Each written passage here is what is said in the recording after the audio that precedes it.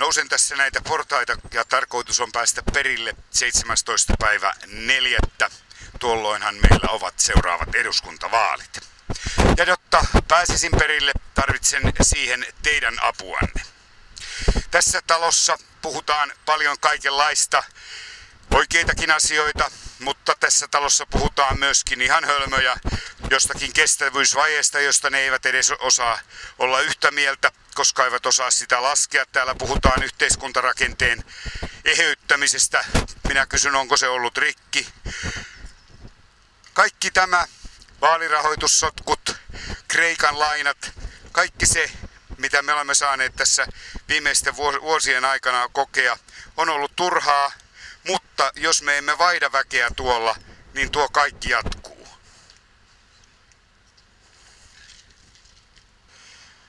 Koska mikään ei viimeaikaisten puheidenkaan perusteella tunnu muuttuvan, siksi tarvitaan uusia ihmisiä, siksi tarvitaan uusia naisia ja miehiä.